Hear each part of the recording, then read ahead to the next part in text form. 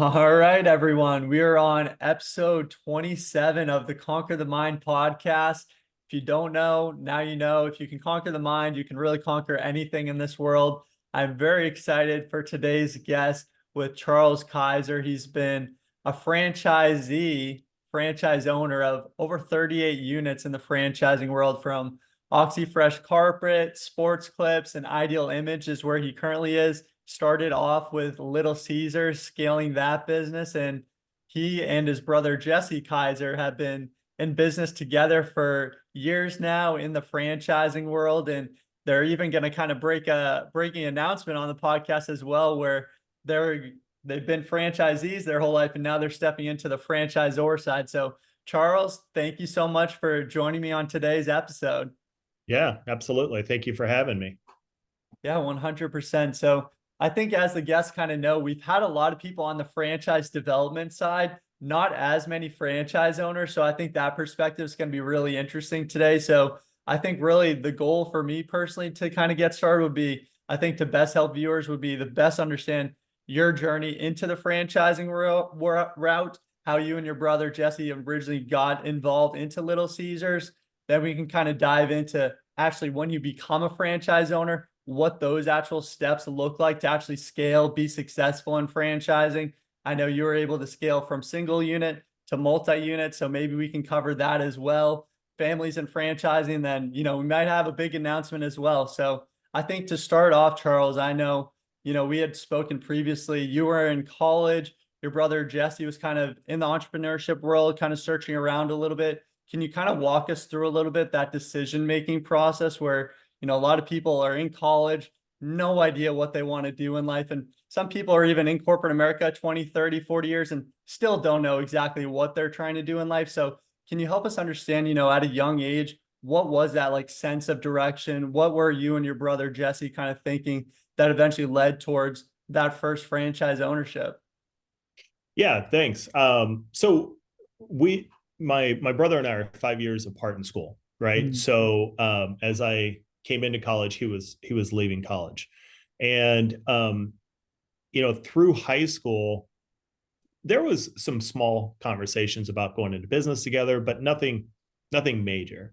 And Mhm. so fitness was something I was really into coming out of high school, and I had some interest when I got into college. What sports medicine would look like and what that could be. And then as I started really understanding how much schooling I was going to need to go to, and that that was a career that most likely I was going to have to log in the time to actually get paid, right? Right. And so in business and entrepreneurship, with the correct development and leadership, things could continue to generate income even if I'm there on site or not. And so that became interesting. So Mhm. through college, we just chatted about it, and it got so exciting about, as we started putting plans together, what we wanted to do. Yeah. Couldn't wait to graduate. I couldn't wait for the 4 years to be over. Yeah. And my senior year, I spent just a lot of time working on what that's going to look like, what we need to do, and got out of college and had an opportunity with jumping into Little Caesars. Wasn't Mhm. the first concept that we were looking at. The first concept that we were looking at was in pizza, but Okay. they just didn't have a large enough footprint in the Midwest to be able to get commissary to us on a timely manner. So that's where we had pivoted and found Little Caesars. Hmm. So got started with that. It was 24 when it finally opened, and Hmm. there was so much didn't understand at the time, and Yeah. it was just the inherent want to get it done and to figure out how to grow and do it, that just kept it rolling. And looking back on it, it was exciting to get started on that. Hmm. No, that's really exciting, Charles. And it's really interesting just from an early age that you kind of already had that sense of direction, because so many people never even find that direction. So from an early age, finding that direction, did you have like, were your parents entrepreneurs? Were they business owners? What was it that got like you and your brother Jesse to be encouraged through the entrepreneurship? Was it just not wanting to go to school for, 5, 6 more years, or what was kind of that initial motivation? Were you surrounded by other entrepreneurs? Yeah, the answer is yes to a lot of those questions, right? So, I wasn't interested in continuing school. Yeah. The other part was, we grew up in a family and also a community that was, smaller town, and then grandparents, farmers, and my dad farmed as well. So, inherently within that kind of a community, there's a um, self-regulated component to it. You've got Mm, to get up, you've got to get out there regardless to what the weather is. You've got to make it happen. And there's it's not going to move forward unless you make it happen. So there was always that independence that's been part of us, and we've always had just parents that posed questions rather than trying to tell us answers, and mm, let us figure it out on our own. And that just kind of created that independence as well. And I mm, think that's inherently the part that just kind of made us think, let's go do this. Because also it was exciting, and it mm. was something we didn't know. And it was Yeah. like, to us, it was a new frontier to go out and to become an entrepreneur, because it wasn't truly in the family outside of just the inherent you know differences between someone from the farming community. Mhm.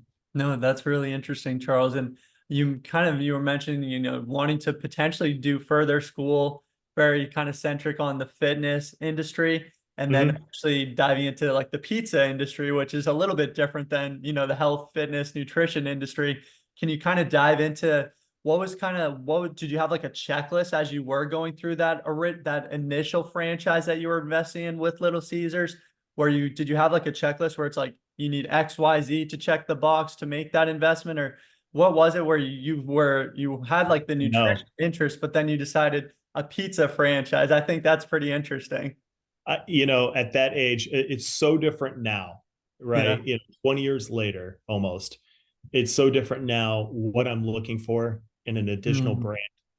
Um, I wanted an opportunity. That's it. yeah. I just needed an opportunity, and I didn't care where it came from.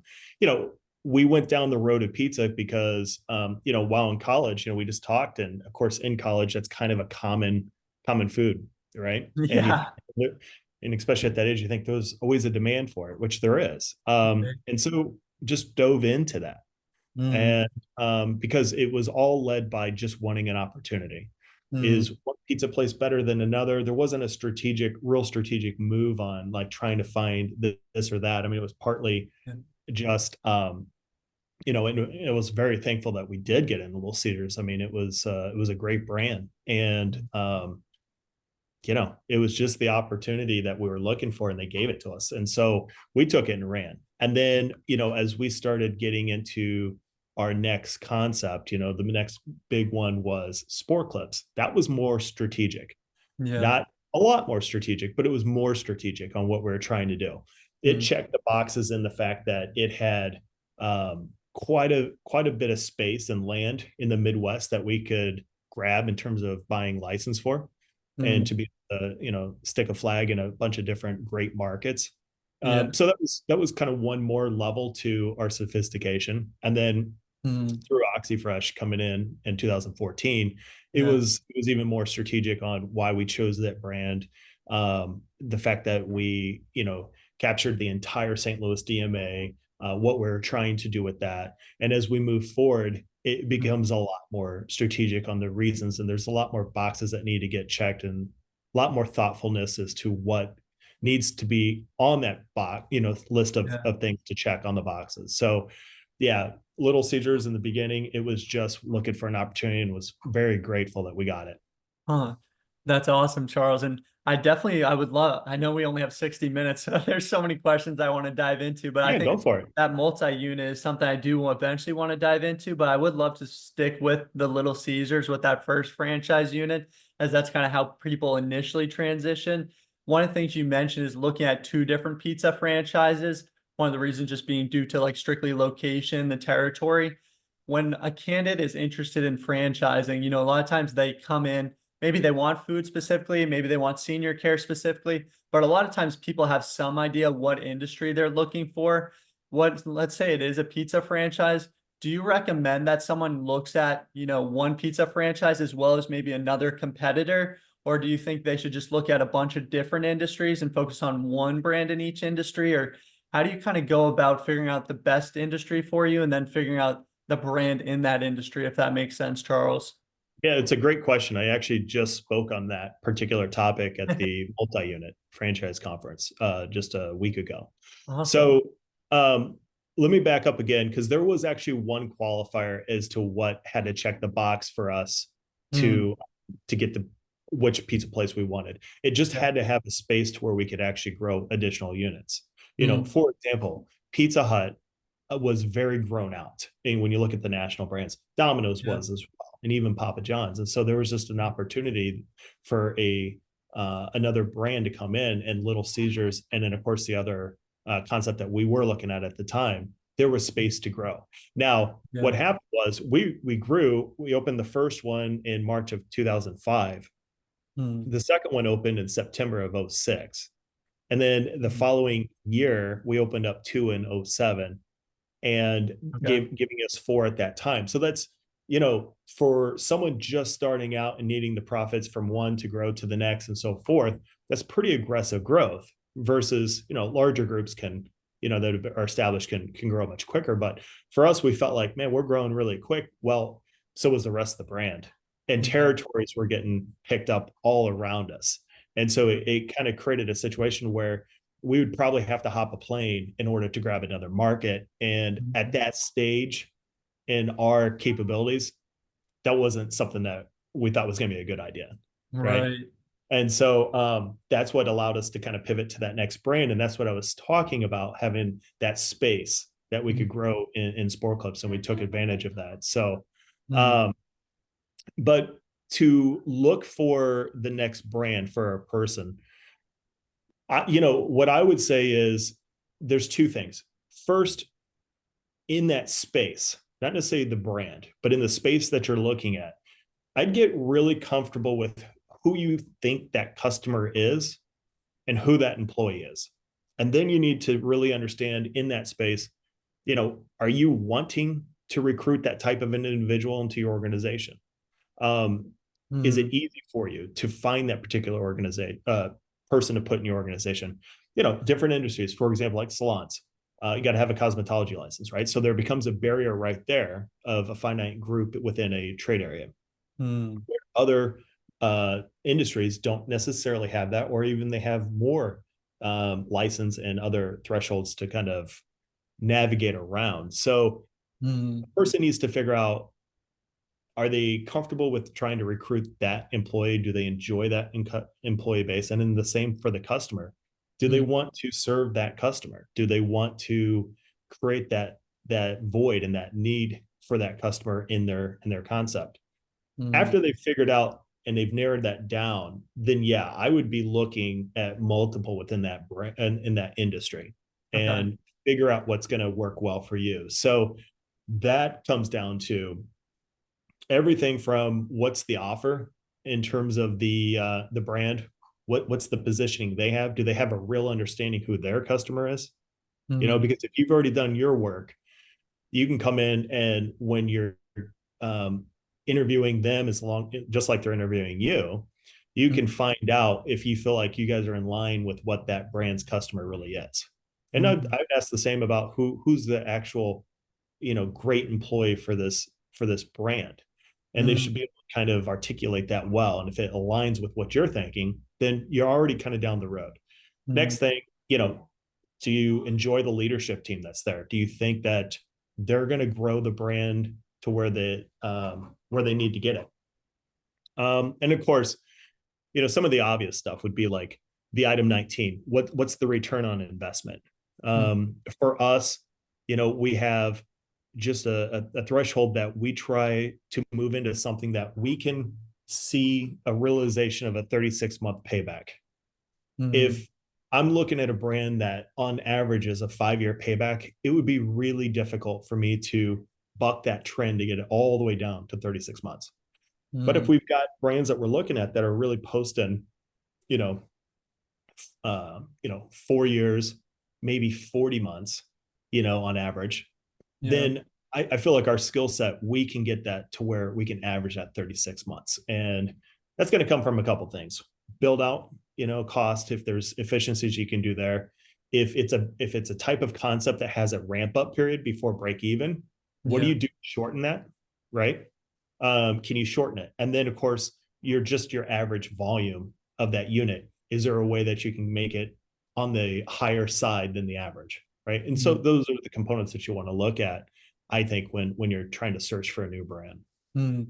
No, I really like those points. And especially in terms of recruiting employees and figuring out what you're comfortable with, a lot of candidates that I deal with, they come in they like the idea of being a business owner, but they don't know the first thing about what they actually want in terms of being a business owner, whether, it's senior care, childcare, blue collar, white collar, like there's so many different things to think about. And, you can't just kind of like throw darts at a dartboard, if you will. Like you need to start to think about those things, what you actually feel comfortable with. So I think those are some really great points. And one of the things you started with was the territory selection. I think that's a really good point because a lot of candidates to come in thinking, are they just going to sell me this territory because they want another franchise owner, or are they actually going to care for me and will I be able to scale that territory? So can you talk about, as you are evaluating an opportunity, how can you figure out how scalable that specific opportunity is in terms of, are they going to have other franchise owners on top of you? Are you going to have some room to scale? Like everyone wants to meet their, financial requirements, that income goal that they have. And they're kind Mm-hmm. of worried, am I going to be trapped in a territory? What do you kind of tell a candidate in terms of the thought process between the territory and making sure they can accomplish those income goals? Yeah. So, one of the things about the territories, and this is where, we kind of learned early, with our journey. We bought a license at a time, Okay. and really came down to cash flow, right? Mhm. We were just young and just didn't have that ability to lay out a lot of cash for the license. If a person's got that capability, I'd recommend, putting themselves in a place where they can make an agreement, and, maybe in that trade area, you're talking, 5 locations, or, Mm, whatever it is. Go ahead and, lock that in. If you've done the research on who the customer is, who the employee is, and you feel really confident that's something that you're going to excel at, mm, and you like the brand that you're with, you should move forward with that. One point to coming back to the employee part is, I've seen people get into different industries and they would be highly successful in the first industry, and they get into a completely different one, and they're mm, not successful. mm, Um, and the commonality that I hear when I talk to those franchisees, they just they're frustrated with that employee base. Like they don't understand why they're not like the other employee base that they had. And mm, look, at the end of the day, these are all people businesses. We've all heard that before, and it's so true. If you don't absolutely love and enjoy working with your teams, how mm. could it be successful? Right? Right. You have to really, really dig in and love the development of the teams around you and stuff. And so Mm, that's kind of in a way, that's the secret sauce, right? If you right. really enjoy it and you're passionate about it, and you love the people that work with you, you'll find a way to make it successful. Mm. No, yeah, I think that's a really great point. And one of the things where it's like, do you want to go to private equity and raise money, or do you want to franchise? Franchise is a people business using people, building a teamwork, building culture. So I think that's a really great point in terms of how you're actually aligning the culture with the firm. And as you're a candidate, making sure you do feel aligned with the leadership and the Mm-hmm. people that you'll be employing as part of your business, because, it's really just a recipe for disaster. You're used to working white collar your whole life, and now you're hiring blue collar workers and just don't have that credibility. It's someone you don't see eye to eye on. So a lot of it comes down to the teachability index, your coachability, and can you start to learn those skills? So I think these are all very helpful as someone that's starting to think about franchising. So Yeah. Now, to dig deeper on yeah. the question you really had asked me, right? The other component that I'd be looking at is, as far as the territories, and Mm, you're growing that. We talked about having, the ability to secure a territory through the franchise license, but right. the other thing you're talking about was scalability. So the way I look at that, I put franchises in kind of two buckets. and you have some that I'll call kind of scalable, and you have some that are owner operator or owner managed categories. And for Mm, those, and there's a lot that's in the service businesses that are like that, right? okay. To where putting layers of infrastructure and admin becomes challenging just due to the nature of the volume in what you can create out of it and what the bottom line produces. And Mm, so a lot of times there are franchises that are great and it's built for an owner operator. yeah. uh, those businesses are challenging to scale. Mm, When you've got a business that really has the room on the P&L from the AUV, right? From the sales down to the bottom line, to where you can incorporate infrastructure, an area manager, supervisors, whatever someone's going to title it, and mm, allow that to grow and scale. And you have that extra layer of admin in there that it will support that expense. Now mhm, you've got something that's scalable, mm, and both are okay, right? right. You just need to know what it is that you're wanting to really do. Mm. And is that a matter of like literally just asking the franchise developer, are you owner operator? Are you executive model? Or are there stuff to evaluate in terms of like the employees they're dealing with, the number of employees?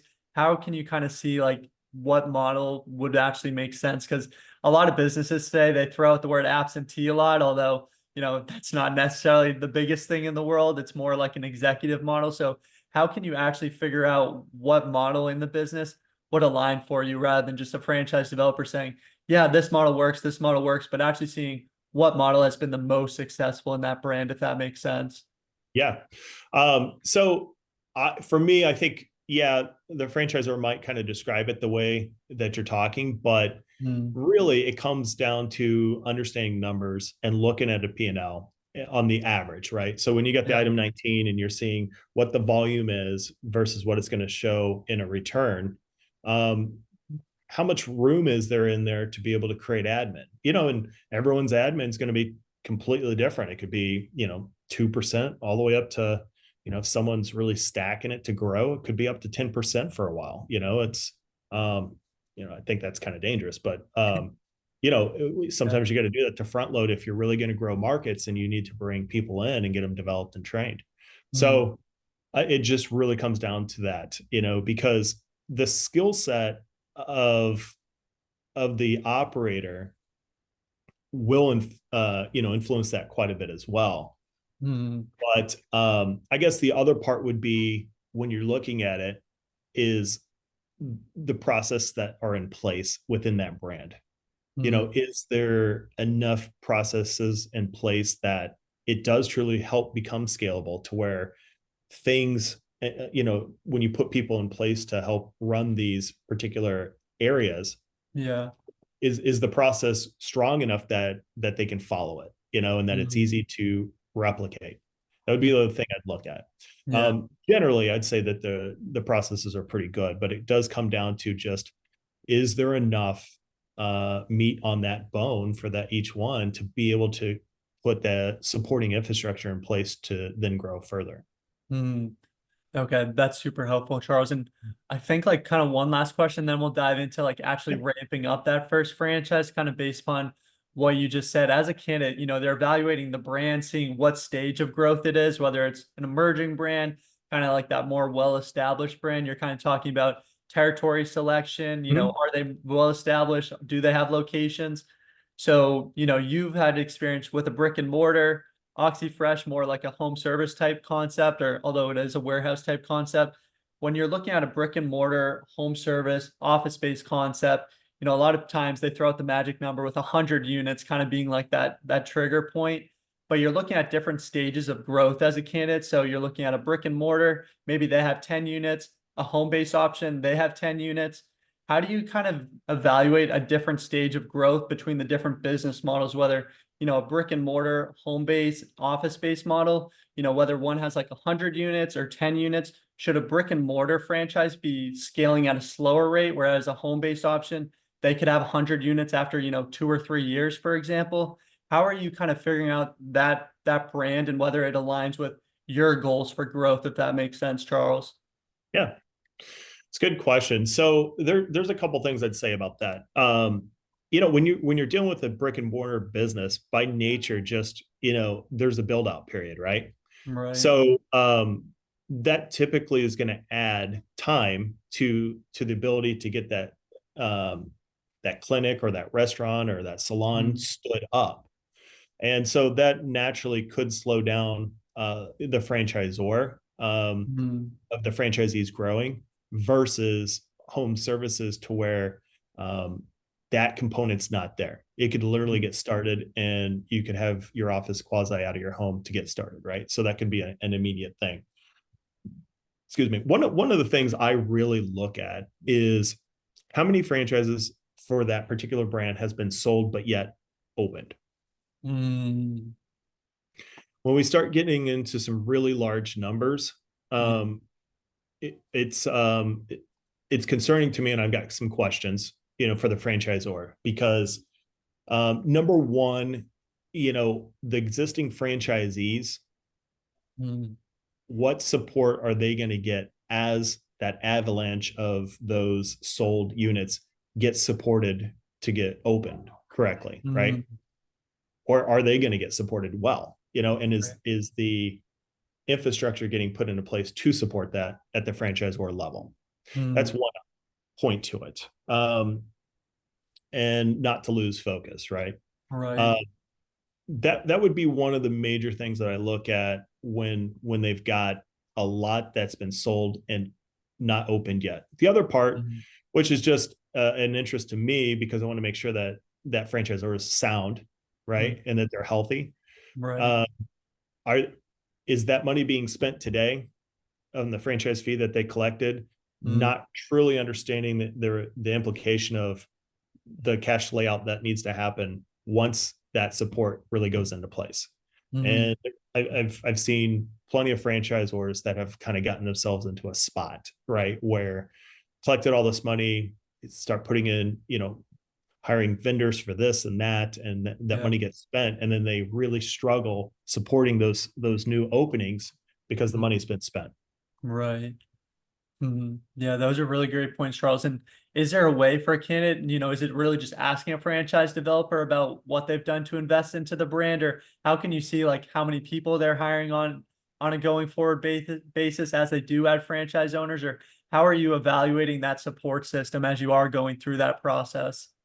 Well, I ask and, Yeah, just ask for some validation, yeah, through numbers, a balance sheet, whatever they'll be willing to offer. And, it's a partnership, right? So I'm looking for someone that would be willing to offer that and then, be yeah. comfortable and then grow the business together. And Mm, so um if there's a lot of resistance to that, it could be, and if I think that there could be an issue there, then that could be a non-starter. mm. Okay, that's awesome, Charles. I think this is super helpful. I think the candidates have already learned a great deal just kind of diving into your insights so far. Now I'd love to kind of transition to you and your brother Jesse. You make that transition to Little Caesars. And I feel like one of the big things in franchising is helping people manage expectations. Although you can manage expectations all you want, once you actually do make that investment, you are a business owner. I'm sure things are a little bit different compared to when you are actually just going through that process, kind of visualizing business ownership. Can you kind of walk us through those early days for you and Jesse as you are starting to ramp up Little Caesars? I often hear kind of those first 6 months are super critical to kind of ramp up the business. Can you kind of walk us through what does life look like? How are expectations kind of different from as you were going through that process? Sure. I can tell you my experience, right? Yeah. And so, my experience was being fortunate that we had a really strong grand opening, and Mm, in the restaurant world, you need to have a strong opening, mm, and we did. So with that though, not having a lot of experience with hiring, just coming right out of college, yeah. you know, I was a bit understaffed. I was staffed well for what the expectations of the grand opening was going to be, Mm, but it was much higher than that, and so it was taxing on the team. And so yeah. trying to hire while it was all going on, it was kind of crazy in the beginning. And so it really was, 100 plus hour weeks is what it became. And so that was different. I was expecting to work a lot, right? But that was just, when you're hitting 7 days a week, open to close, that's just a different reality than what, you kind of say, yeah, it's probably going to be like that. But then when you're in it, it is. But once you do it for many weeks at a time, you just get in a groove. And it was, I was fortunate. I was young. It was, I was single, so it was just me, and I was able to just work all the time and get it going. And so, those were the days and the months and the years that really kind of learned about leadership and about training and development and just the commonalities between what people do. So, for example, like in pizza, Mm. center loading would be like just naturally putting all the toppings in the center of a pizza instead of spreading it out like it should be. Yeah. Every person new coming in, that's a human tendency to center load, right? So it's like Mm. just learn all these nuances between what's the normal thing that a person doesn't do the way that we should. And you just kind of learn, logging in all those hours, you learn the cadence of humanality, and Yeah. what we, so it was, it really helped develop to be able to coach and train people for the future. At the Mm. time, I didn't understand it. And we weren't great leaders right out of the gates. And so had to figure that part out. And so Yeah. when that finally kind of changed and started to really figure that out, that's when it got fun, like a lot of fun, Mm. because then we were able to put people in place.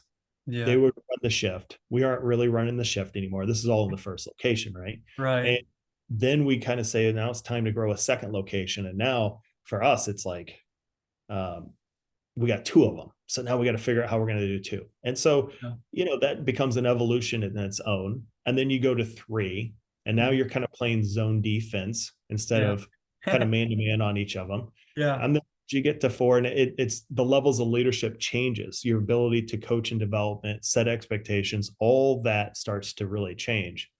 And when you get to five, um, locations, that for us was sales volumes and figures that really supported that first layer of admin. So we had an area manager, and Mhm. um, did that, and gave us the opportunity to start stepping away and growing other brands. And so Huh. as we got into sport clips, so we started growing that, when we had, because of that learning, Yeah. all three cedars, on the opening of the third location for sport clips, we went ahead and got an area manager, it put into Mm. place.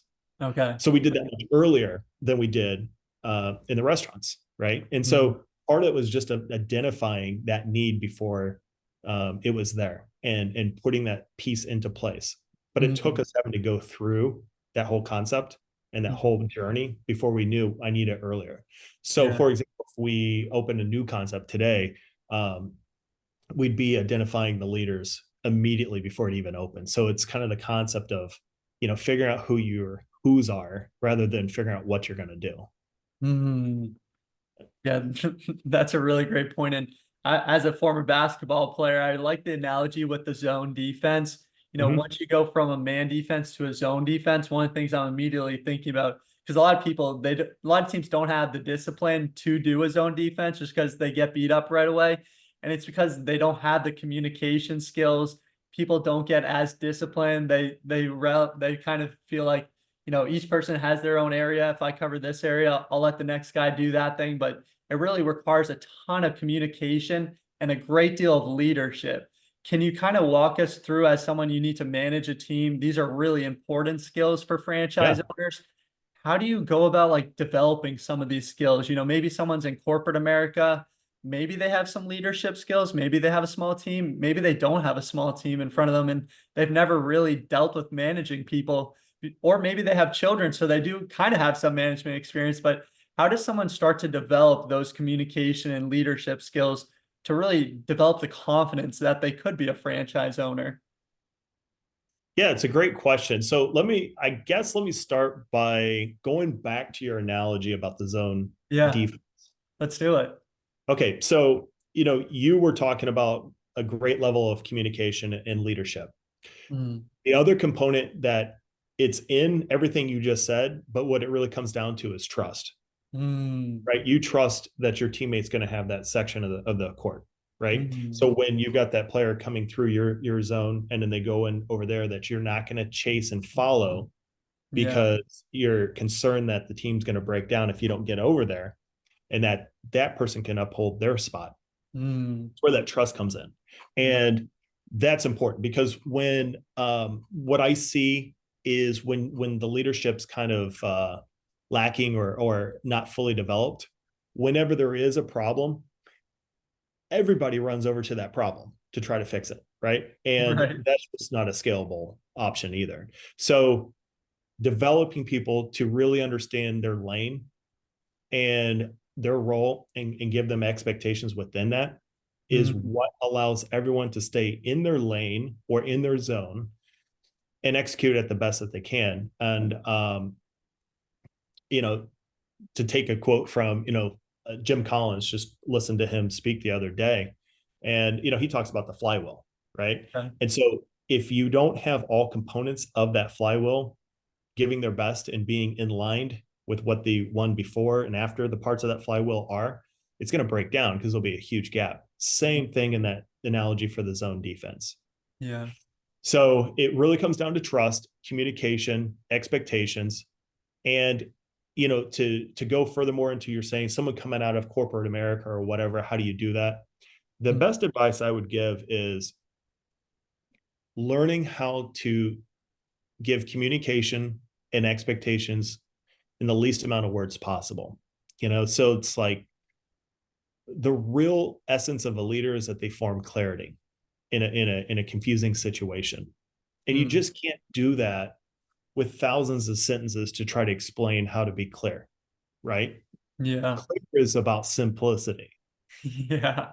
And so you have to take a complex or a challenging thing that you're dealing with, and you got to make it really simple and clear so it can be executed.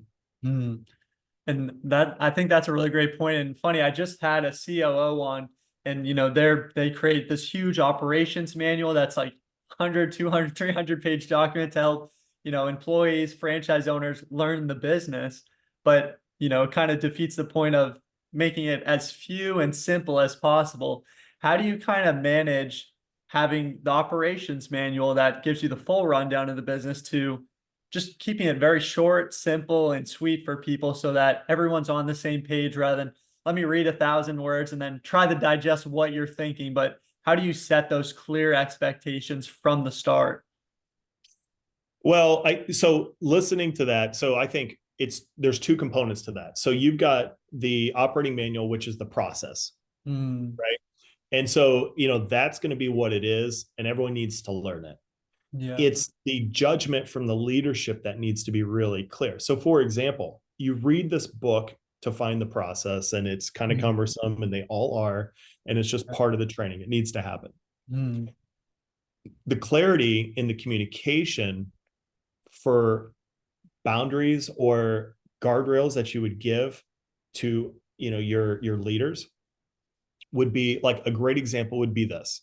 mm, you know a philosophy that we have is, listen, if you are in a situation that you're not sure what to do. So for example, let's say there was a customer that had an issue. mm, If you don't know exactly what to do, and you can't get a hold of your supervisor, or it needs to be handled right then and there, if you err in favor of the customer, you won't get in trouble. Now, we're going to need to talk about it. And there's probably, if you did it the wrong way, we need to talk about it. We need to get fixed so that way you're informed for the next time. mm, But you took care of the customer. That's fine. mm. If you made the choice to not take care of the customer, now you're kind of in trouble. Right. And Yeah. so it's about creating these guiding principles of, listen, we're going to go through the training, the development. If for some reason you forgot or something happened, just know that if you always err in favor of that customer, we can fix anything else. If you aren't taking care of the customer, that's an issue right there, right? That's a principal issue that Mm, we've got. So it's things like that, to where you just create guiding principles that help. And when you hire in people that are great people and they want to do the best they can, and one of the big game changers in our company was getting really, really serious about developing our onboarding process and our orientation.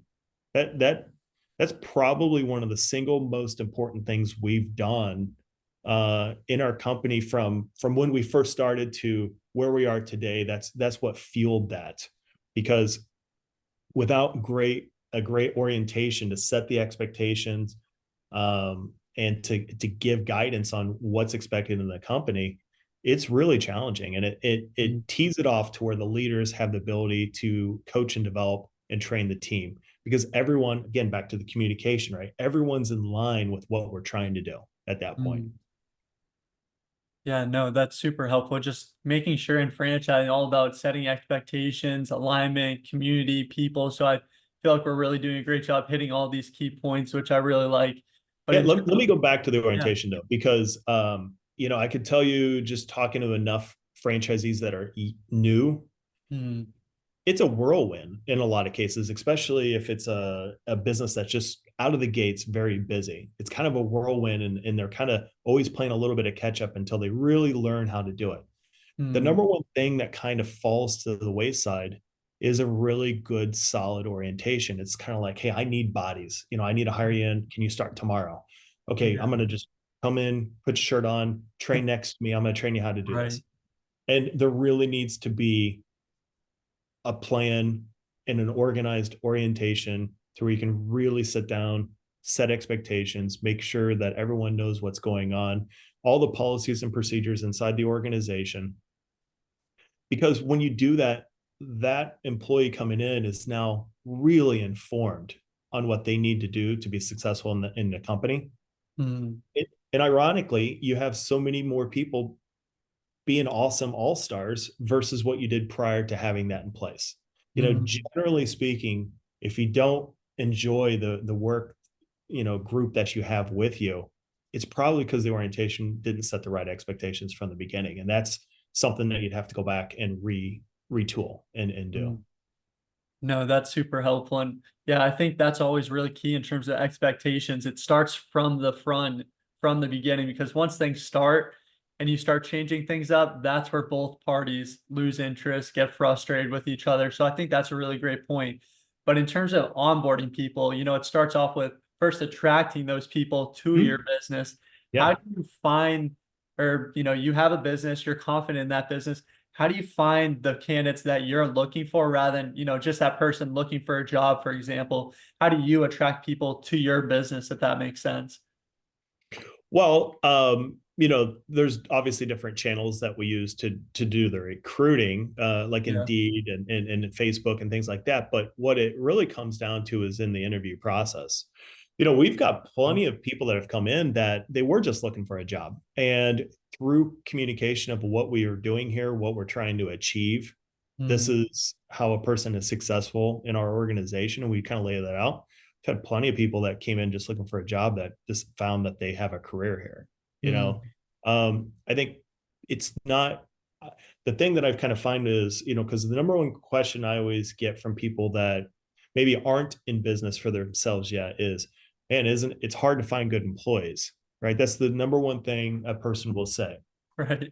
And, you know, it is hard to find like just naturally great, gifted employees. Mm, Uh, but there are plenty of employees that, man, I want to do a great job. I just don't know. I don't know how to do this. I don't know how to get started or whatever. right. That's where the coaching and the development starts, because you can have people that didn't have the tools to become that great yet because they just didn't know exactly how to get there, and you coach and develop them, and you lift them and you get them to where they need to be. And that's Mm, honestly the most rewarding thing as to why I get up every day and go to the office, is because we have that yeah. capability. I wouldn't in just in a career in corporate America. Sure, you can make some impact on people, right? People that work for you, underneath you, and stuff inside that part of the organization. But for this, it's like have the ability to impact everyone that works in our company, and it's a lot of fun. You Mm, see folks that have great attitudes, they want to get better, maybe they're yeah. frustrated, like, I just don't know how to get there. And as you sit down and just have an hour long conversation, it's like, this is what I think you need to kind of pivot on and what you need to try to do. And they go out and they make that effort, and Yeah. bam, it works. And then they're just like, it worked. And it's like, well, you did work. So I mean, that was Right. all you. And that's just so rewarding. Yeah. I could not agree more. I don't think there's really anything more rewarding than being a business owner. And, it takes that long ramp up, whether it's 6 months, 24 months, 3 years to kind of get that to that point. But it's so rewarding once you get to that point and you realize, all these challenges, these mistakes that you're making, you're learning for yourself. You're making these mistakes for yourself. Like these franchise are really equipping all these people that may not have every skill in the book to have the confidence to be a business owner, to leverage those skills, and then, give back and make that impact on their community, on those business owners. So I think that's really powerful. And I know as I'm hearing you talk about the coaching development, I'm thinking it probably makes a good transition into, the announcement that we potentially want to make. But one question before we dive into that, since we are talking about employees, the markets, territory, when I was with you at the IFA, you brought up a really interesting point that I liked between primary and secondary markets and basically primary employees, and figuring out, you may have a secondary market, but primary employees in that market. And that makes kind of like an A plus opportunity. Whereas you could have a primary market like Miami, where I am, for example, but maybe there's no people that want to work, for example, and that's not true. But let's say that is true, that may make less of an opportunity. So it's really not necessarily about the strength of the market, but the strength of those employees. So can you talk about that? How are you figuring out the strength of the market, the strength of the employees, and how kind of scalable both of those can kind of be in Yeah. alignment? So what I was really kind of getting at with that wasn't necessarily the strength of the employee's capability per se, but like all Yeah. the employees that are going to be attracted to your business, where are they? Mm, So, for example, the most successful salons are mm, going to be in zip codes that have really high income zip codes, but are butted up to a lower income zip code right next to it. mm, Because a stylist is not interested in paying the rents and potentially, property tax in the higher income. They want to live where right. it's a little less expensive, but they want to work in that high income market. And so Mm, if it's butted next to it and the travel time's low, they'll definitely go in there and work. But if you've got an area that's yeah. got multiple zip codes that are, you know, um, prices out where that employee could live, Mm, um, that employee potentially may not make that commute in. And so therefore you just don't have a large number of employees to pull from, not necessarily good or bad. It's the pool of individuals that you even have to attract. And so I think really trying to find markets where you've got a rich pool of individuals to choose from is mm, what I was really getting at. And that's it makes it so much easier. yeah. Years ago, there wasn't a lot of focus on how many employees are in an area, because there was always a feeling of abundance of employees to be able to choose. You put an ad Right. out, many people would show up, and then you'd have the opportunity to make your choice. Just not the Right. same anymore. And so you got to be really thinking about the customer, the employee, when you're making that decision on where you're gonna build. Mm, And so it could be that maybe there are two zip codes, and then there's a zip code that there's going to be a rich number of employees on the end of this one. Maybe you strategically you put your location kind of in that middle to where you know that the drive time is going to be tolerable for someone to mm, come in and want to work there. mm.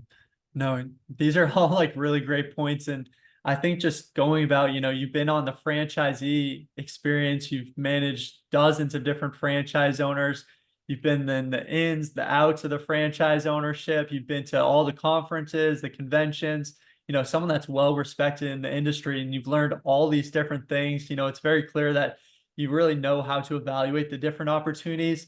And now you're making the transition from franchisee to the franchisor side, which I think is super exciting. And one of the big things I feel like we've seen in the franchising industry over the last couple of years is just a lot of franchise owners, not necessarily starting their own business, but transitioning to the franchise development side.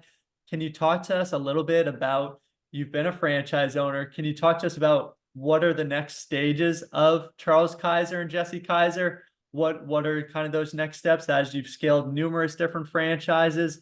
what are you guys kind of looking as that next opportunity at this point?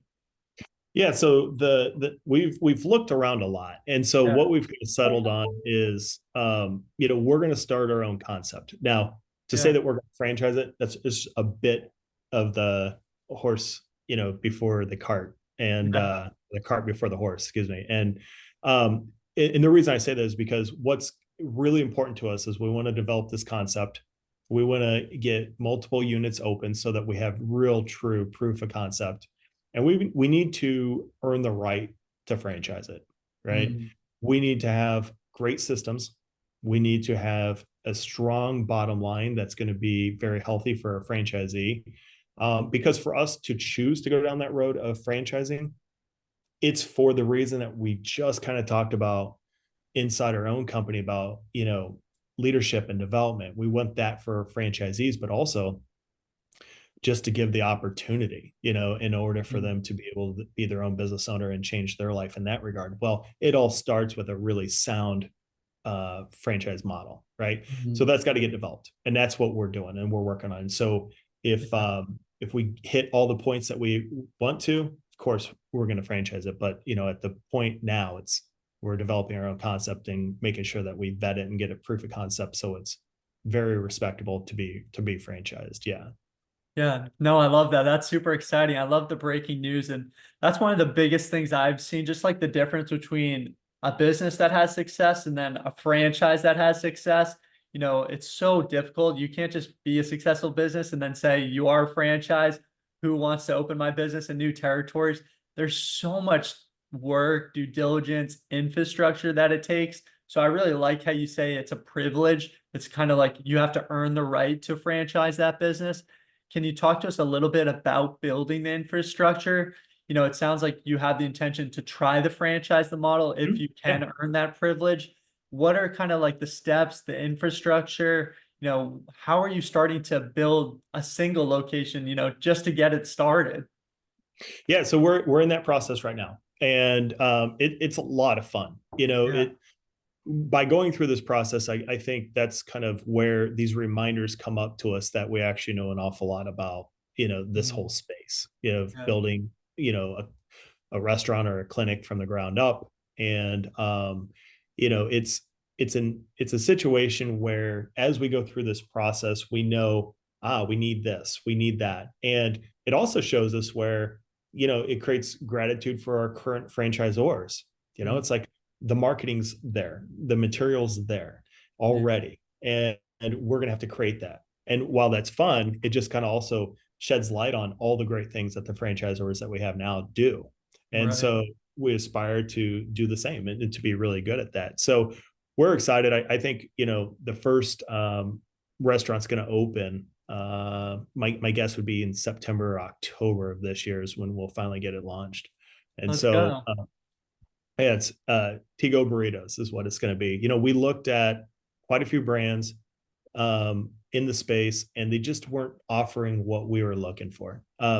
Great brands, but just weren't Yeah. looking to do it the way that they were doing it. And so we see a real niche in the ability to have the process be a little bit different. A Yeah. lot of burrito concepts that are out there right now kind of have almost that Subway model to where you kind Mhm. of pick everything as you go Yeah. through. And with there being so much of online ordering and so forth, I think there's just an opportunity to really streamline that whole process. And Mhm. we're kind of working on developing that right now. So I'm excited to launch it. It's what's interesting is, as of today, I'm 43 years old, and I feel like we're really just getting started. We've been in business for 20 years, and I feel like we're just getting started on really maximizing what our capabilities are. And so, Mhm. enjoy, working with my brother. Yeah. People ask what it's like working with family, and it's been awesome. We had to figure out what lanes each one of us were in the beginning. We got it figured out. And so the way I kind of describe our work relationship is, we kind of move in stereo, in Mhm. the sense that we have conversations, and then when it gets communicated out, there's a left and a right channel that Yeah. different, right? We're different people, but as it gets communicated out and it hits the person's ear, it's all the same sound. It's Yeah. all works in unison together. And so we're both very grateful to have that camaraderie and that ability to kind of play off of each other and send out consistent communication to our Mhm. folks. No, that's awesome, Charles. And I know, we're kind of wrapping up now. I still have so many other questions. I appreciate your time. This has been a lot of fun. In terms of, you and Jesse having tremendous success in franchising, was there like one thing that you kind of like accredit that to? Was it kind of like setting expectations when you started? I'm sure over the years, you probably had a lot of challenges, obstacles along the Mhm. way, but you guys are still had a lot of success. Now you're going into the franchisor side together. So clearly, you're aligned in terms of that mission. So how do you find, that common mission, then make sure both of your individual goals and missions are kind of like shared under that common mission? Because there are so many families in franchising, but how do they find that success in franchising? Yeah, well, so that's a great question. Everyone needs to understand that everyone's different, right? Yeah. And their unique ability and what they bring to the table is different, and no one's Mhm. better or worse. And so when that respect's there back and forth, then Yeah. each person can kind of pick their lane, and then they just become the best they can be at it. And the commonality between us is that we both every day are learning something new. We're trying to get better at stuff. Mhm. And what I think is so cool for us is both of us have been very comfortable with being uncomfortable with things that we don't know. It's just like as we grow a new brand, that's a whole new skill set potentially. You got to Yeah. learn who the customer is and that employee, right? Mhm. So just being comfortable being in that space of unknown and learning and to get through it. Yeah. The other part to it, quite frankly, and it's like, people don't normally talk about this, but in a family business, one of the major things that kind of destroys them is the whole discussion about money, and that is not an issue at all for us. In fact, we view that as the byproduct of what we're trying to do, and so that it's not a Mhm. focus. And so that's why I think it leaves it to where that's not an issue for us, because Yeah. getting better and improving every day is the reward that we get. The byproduct is that money does come in from that, and so Mhm. focus is not that the money. Yeah. I think if a family or a company or a person focuses just solely on the money, it creates a void that you can get stuff to fill it, and then that void gets a little bit bigger and a little bit bigger, and it's just it's a Right. wrecking thing. So if you're focused on the mission, developing people, and doing good, you'll end up doing well. Mhm. Yeah, no, really great lesson. I know when I had Paul Dorsey on the podcast, he said, "Are you in it for the mission or the commission?" And I think that's a really good statement. And one of the things I feel like when you go for the money, you can get the money to a certain extent, but when you get that challenge, that obstacle, that's kind of when you need that mission to get past those obstacles, those challenges. Mhm. So very much aligned. I think it starts with that mission, the why statement, and then, very much with the theme of the podcast with conquering the mind. You have the mindset, you can conquer anything at that point. So, Charles, one final question, as I know we really do wrap up the hour, Yeah, and you're if you good. have to, if you have to go at noon, feel free as well. But one of the things I think that's really interesting, and you kind of mentioned you're 43 and you feel like you're just starting, and I love that so much. I love how you can tell your passion, the pride, you're smiling, you're happy. It's just the franchising world is just so open, such a nice community.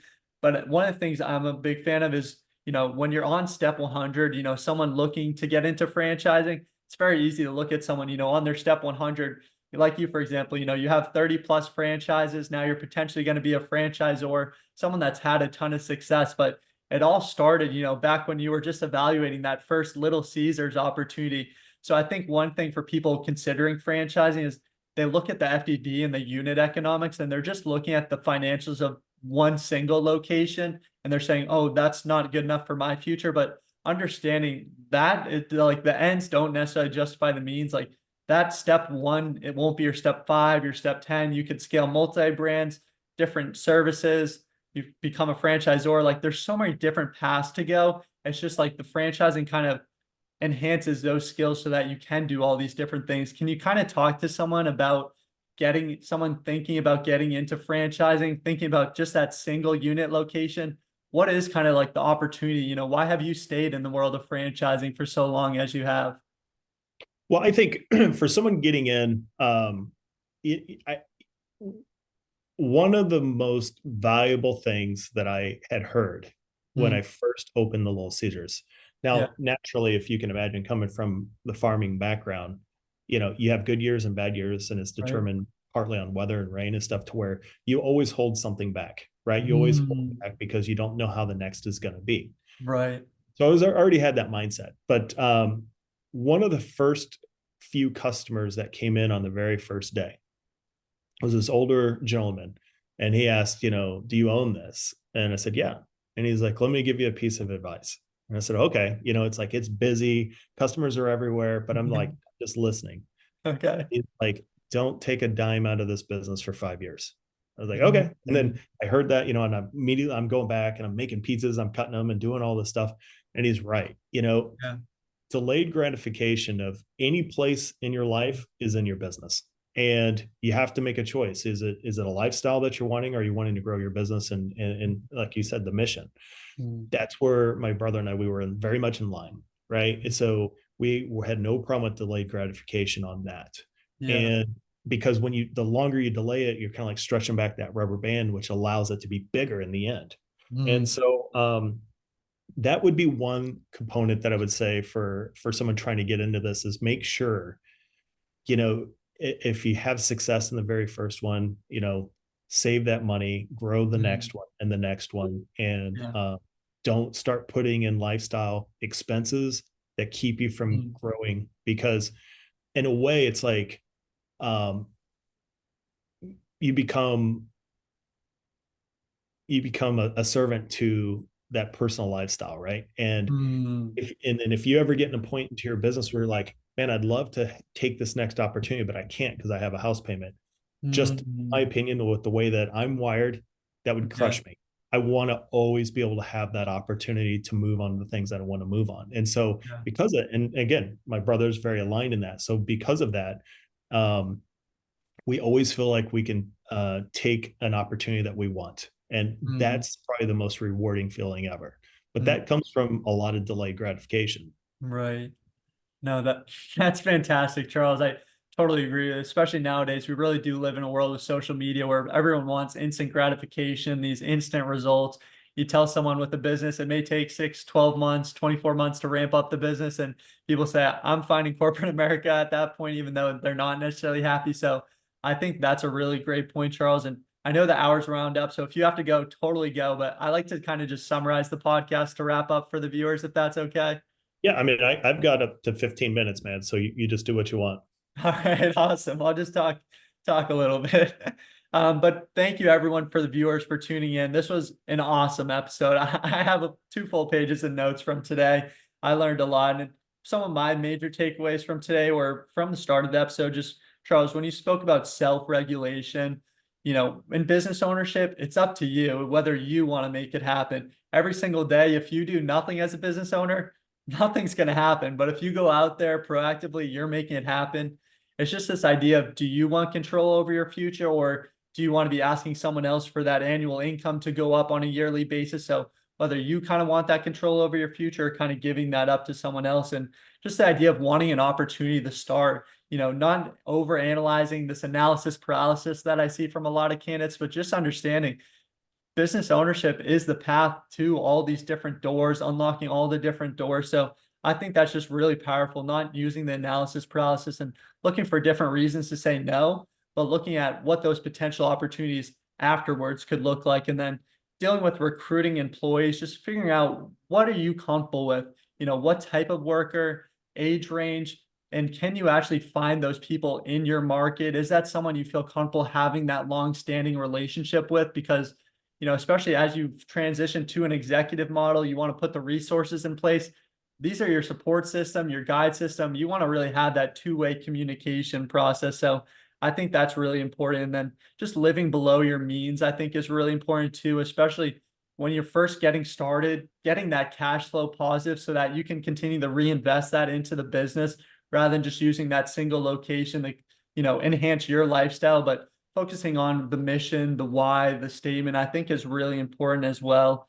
And really just lastly, just having that impact on other people, I think is so powerful. You used a lot of words like coaching, development. So it makes a lot of sense to see you kind of transitioning to the franchisor side, because that's really what those guys are doing. They're providing that impact, creating endless opportunities for other people to take those next steps in their future and become business owners. So those are some of my major takeaways. Charles, do you have any kind of final words for anyone? I know I appreciate your time. I kind of mumbled a little bit, but that was Yeah. terrific. That was No, awesome. I think you summed it very well. The last thing I would say is, an entrepreneur, views freedom typically a little different, than most. Most view freedom as freedom from something, from some obligation, and an entrepreneur truly views freedom as the freedom to choose the responsibilities that they want.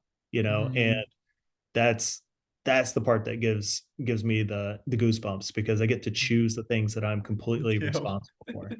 And I look forward to it every day. And that's why, the idea of retirement just doesn't resonate with me, because I'm Mm, always going to be looking for responsibilities. That's my yeah. freedom to choose that, and I Mm. I love having that. No, I love that. And I know as soon as I was listening to you speak at the IFA, I was like, our missions are just very well aligned. So I like everything that you said. And I totally agree. Like just working hard is not really to retire, but just so that you have the option to live life on your own terms. And I could not agree more. I think happiness is really a matter of productivity and what you're giving back to society. So I know for me personally, the more I produce, the happier I feel about everything. And the more impact I have, the better I feel about everything. So the idea of retiring just that would put me in a stage of depression. So I'm going to pass on that. Yeah. Yep. Awesome. Well, Charles, I appreciate you giving me the full 60 minutes. I know your time is very valuable, so I appreciate you sharing your insights, your experiences with the viewers, and I'm excited for the breaking news with Tigo's Burritos as well. It's going to be a lot of fun. I'm excited to kind of see the growth over the next couple of years. Yeah, I appreciate it, man. You did a great job. Awesome. Thank you, Charles. And Yep. everyone, if you made it to the end of the episode, like, share, comment, subscribe, help out the algorithm, everyone. We appreciate you tuning in. Thank you. Take care.